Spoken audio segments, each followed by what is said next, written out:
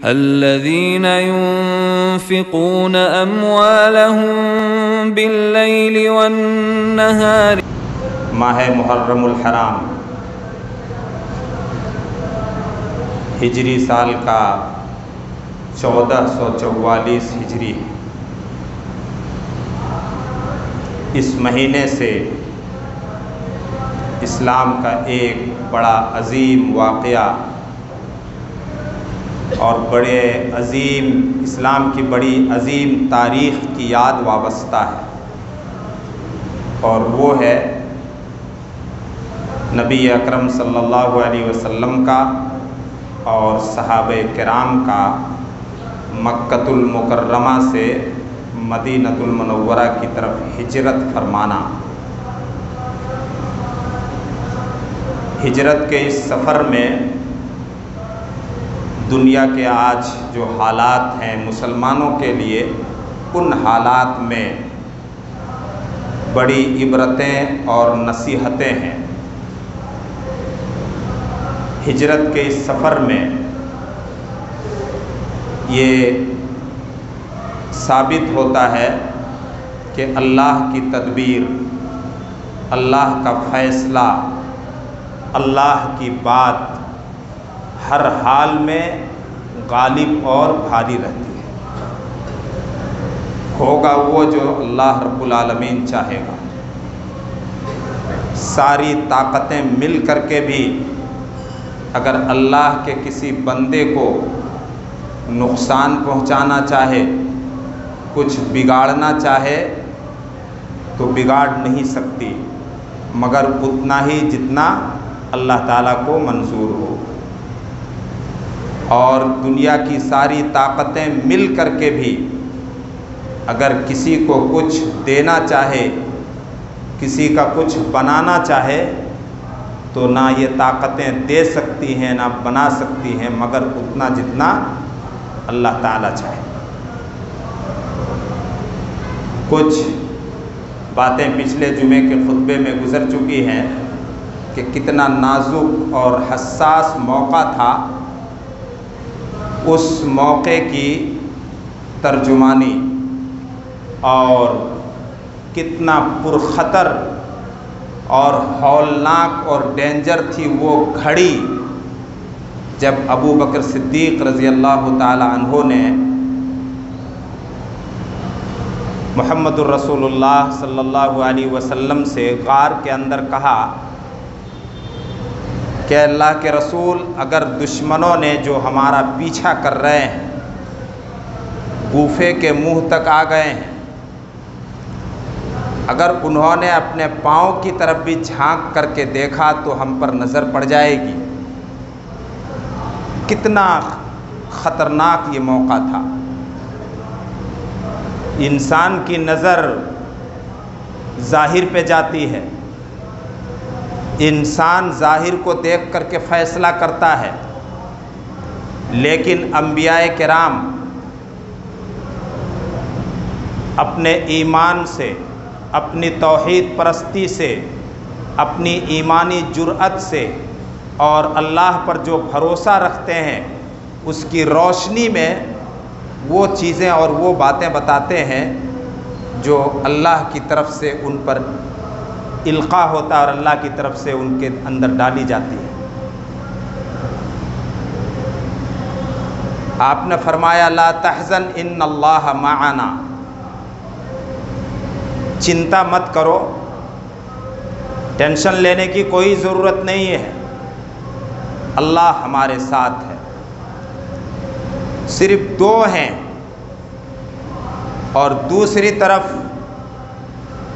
وقت کی مکہ کی بڑی بڑی طاقتیں جو آپ کا پیچھا کر رہی ہیں۔ اللہ کے رسول نے فرمایا لا تحزن ان اللہ معنا، کسی قسم کا غم کرنے کی ضرورت نہیں ہے، ہم اللہ کی حفاظت میں ہیں، اللہ کی نصرت اور اللہ کی مدد ہمارے ساتھ ہے۔ یا ابا بکر ما ظنک باثنین اللہ ثالثہما، اے ابو بکر ان دو کے بارے میں تمہارا کیا خیال ہے جس کے ساتھ یا جس کا تیسرا اللہ ہے، جو عرش کا مالک ہے، وہ جو چاہے گا وہ ہوگا۔ وما تشاءون الا ان یشاء اللہ، اے ساری دنیا کے انسانوں، تمہاری چاہت سے کچھ بھی نہیں ہو سکتا، ہوگا وہ جو اللہ رب العالمین چاہے گا۔ اللہ تعالیٰ نے آپ کی مدد فرمائی اور دو طرح سے مدد فرمائی۔ فَأَنزَلَ اللَّهُ سَكِينَتَهُ عَلَى رَسُولِهِ، فَأَنزَلَ اللَّهُ سَكِينَتَهُ عَلَيْهِ، اللہ تعالیٰ نے آپ کے اوپر سکون و اطمینان کا سامان نازل فرمایا، آپ کے دل کو مضبوط کر دیا کہ دشمن آپ کا کچھ بھی بگاڑ نہیں سکیں گے۔ جب اللہ تعالیٰ ایمان پر، توحید پر اور اپنی ذات پر کسی بندے کے دل کو مضبوط کر دیتا ہے تو پھر اس کی طرف سے ایمان کی وہ باتیں ظاہر ہوتی ہیں جن باتوں سے پتہ یہ چلتا ہے کہ اللہ رب العالمین جس کی حفاظت فرمانا چاہے اس کا کوئی بھی بگاڑ نہیں سکتا ہے۔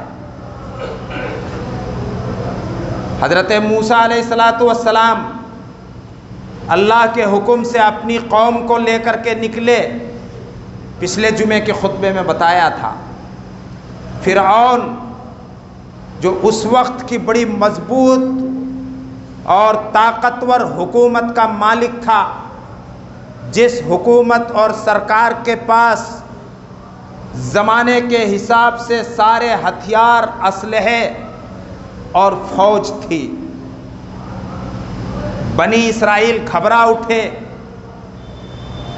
اور کہا انا لمدرکون، ہم پکڑے گئے، پیچھے فرعون اور اس کی فوج ہے اور سامنے سمندر اور دریا ہے۔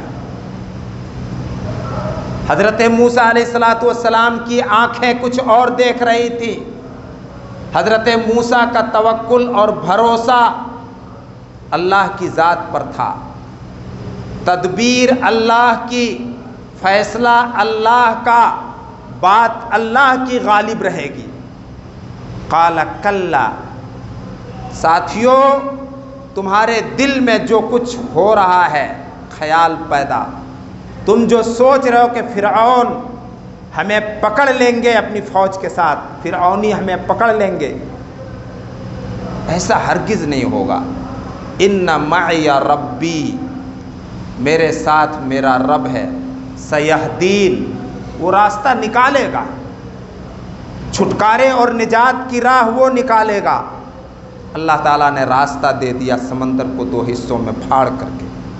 یہاں تک سن چکے تھے کہ اللہ تعالیٰ جب دل کو مضبوط کر دیتا ہے ایمان پر، اپنے سہارے پر، اپنے توکل پر، تو پھر اللہ رب العالمین راستہ خود نجات کا نکالتا ہے بندے کے لیے۔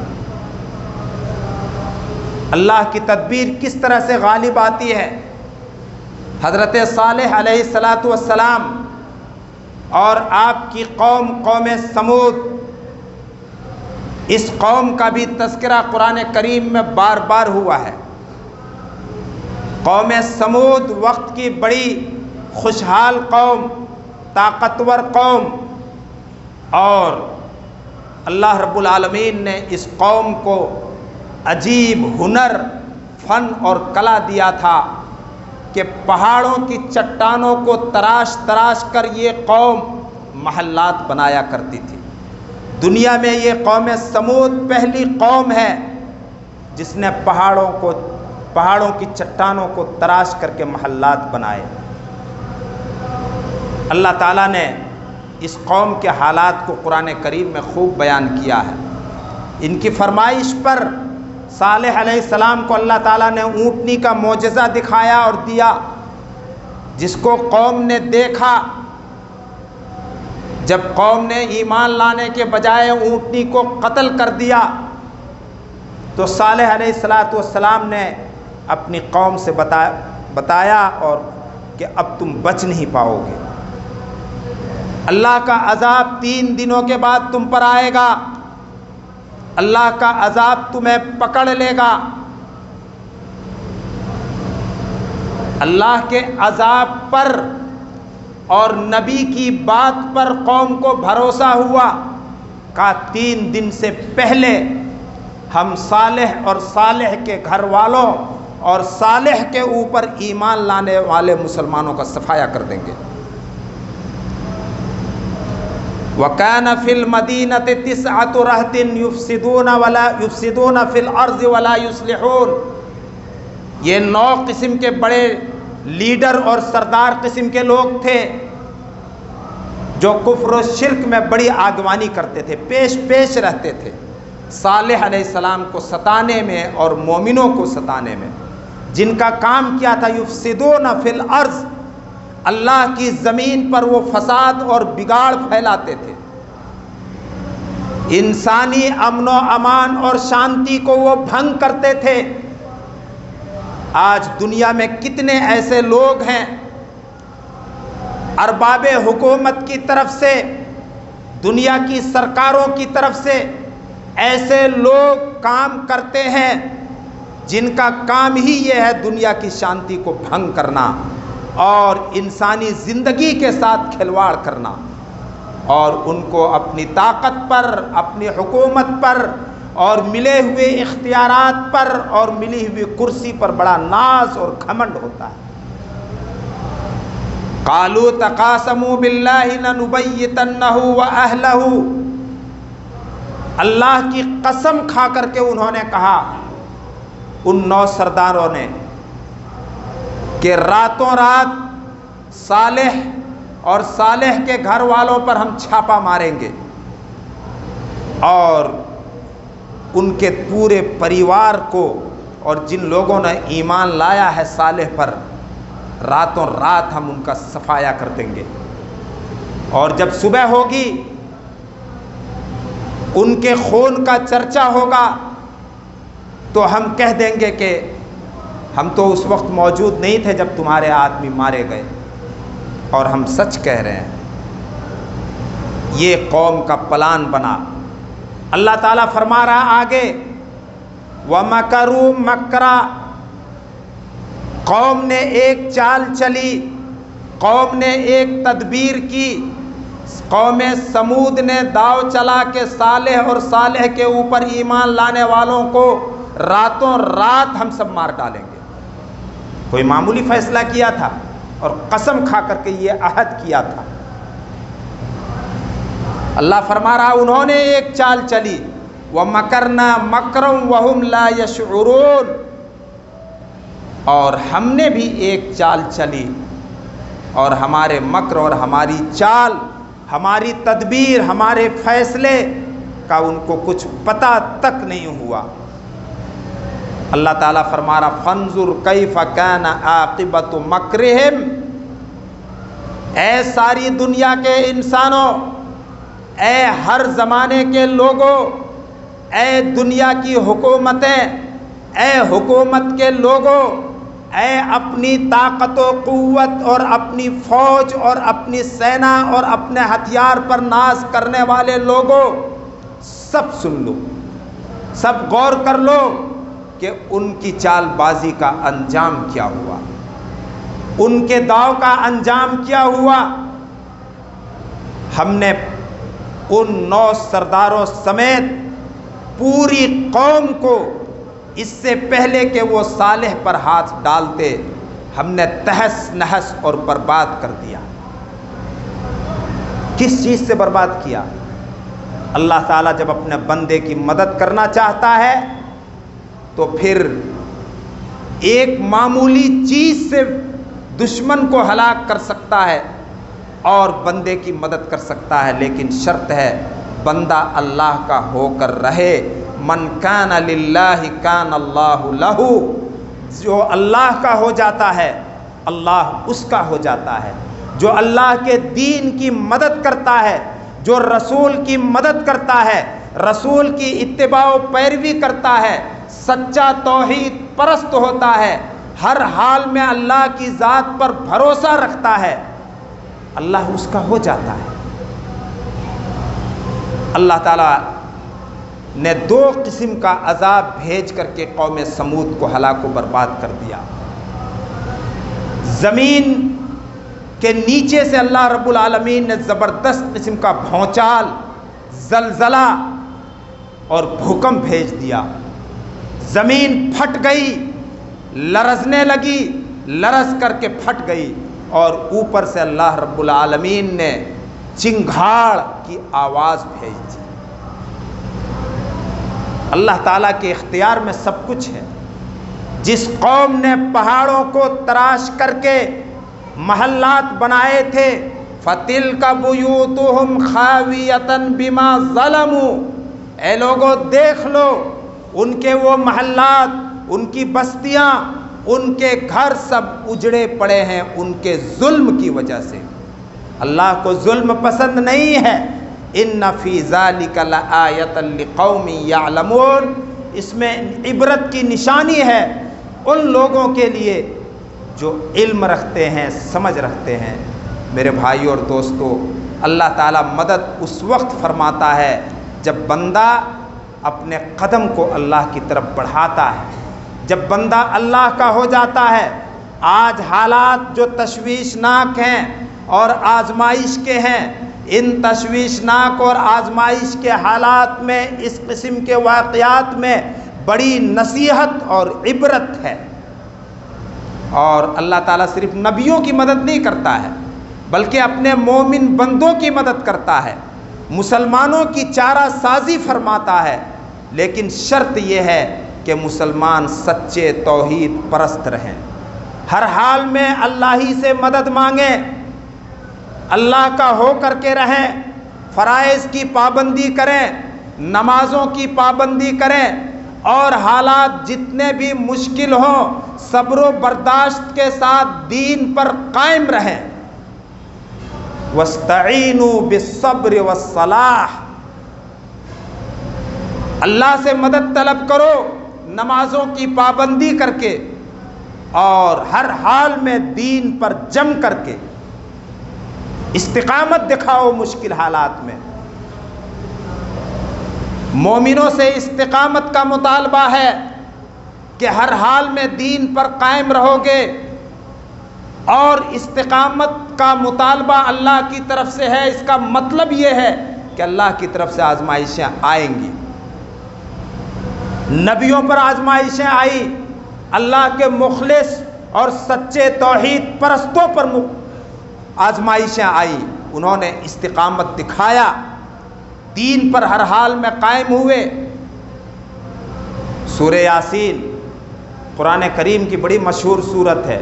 سورہ یاسین یاد آتا ہے لوگوں کو اس وقت جب کوئی جانکنی کے عالم میں ہوتا ہے کہ سورہ یاسین پڑھ دو تاکہ روح آسانی سے پرواز ہو جائے، اسی لیے سورہ یاسین اتری تھی، ہے نا؟ لوگوں نے یہ مقصد بنا لیا ہے، کمزور روایت ہے، ناقابل استدلال ہے، اور یہاں تک گڑھ لیا لوگوں نے کہ سورہ یاسین قرآن کریم کا دل ہے۔ گڑھی ہوئی بات ہے۔ ایک مرد مومن اور ایک سچے توحید پرست کے واقعے کو اللہ تعالیٰ نے قرآن کریم میں بیان کیا ہے۔ وہ مرد مومن کوئی نبی نہیں بلکہ نبیوں پر ایمان رکھنے والا تھا، اللہ کا سچا توحید پرست تھا۔ قوم کو، مشرک قوم کو، دشمنوں کو للکار کر کے کہا کہ ہم تمہارے رب پر ایمان رکھتے ہیں، فاسمعون، سن لو، تمہیں جو کرنا ہے کر لو۔ قوم نے قتل کر ڈالا۔ ایمانی جرأت، پوری انسانی آبادی میں ایک توحید پرست اٹھتا ہے اور اللہ کے فرستادوں کی، پیغمبروں کی تائید میں بولتا ہے کہ ان رسولوں کی پیروی کر لو جو تم سے کچھ اجر اور بدلہ نہیں مانگتے اور وہ راہ راست پر ہیں۔ جب اس بندے نے اپنی توحید اور اپنے ایمان کا اظہار کیا تو پھر ایمان کی قیمت یہ چکانی پڑی کہ جان کو قربان کرنا پڑا. ایک جان ہے، ایک بار نکلے گی جسم سے اور اسی طرح سے نکلے گی جس طرح سے اللہ تعالیٰ نے لکھ دیا ہے، اس کو انسان بدل نہیں سکتا. اس مرد مومن نے شہید ہو کر کے جو کچھ کہا اس کو اللہ تعالیٰ نے سورہ یاسین میں بیان کیا. قال یا لیت قومی یعلمون بما غفر لی ربی وجعلنی من المکرمین.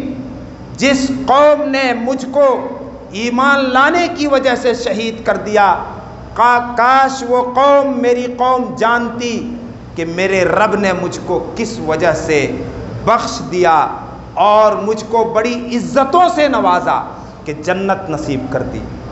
اس سے بڑھ کر کے اور کوئی عزت نہیں ہوگی. یہ عزت اللہ تعالیٰ سے اللہ کے نبیوں نے مانگی ہے. حضرت ابراہیم نے اللہ سے درخواست کی وَلَا تُخْزِنِي يَوْمَ يُبْعَثُونَ. اے میرے رب، جس دن سارے لوگ زندہ کیے جائیں گے، اٹھائے جائیں گے، اس دن تو مجھ کو رسوا نہ کیجیو. ربنا انک من تدخل النار فقد اخزیتہ. اے میرے رب، جس کو تو جہنم میں داخل کر دے گا، جس کو تو جہنم رسید کر دے گا، اس کو تو نے رسوا کر دیا. اور یہ سب سے بڑی ذلت اور سب سے بڑی رسوائی ہے کہ آدمی اپنی بدعمالیوں کی وجہ سے جہنم کا مستحق ہو جائے. تو میرے بھائیوں اور دوستو، واقع ہجرت میں یہ ساری باتیں چھپی ہوئی ہیں کہ اللہ کی تدبیر اور اللہ کا فیصلہ ہی غالب رہتا ہے.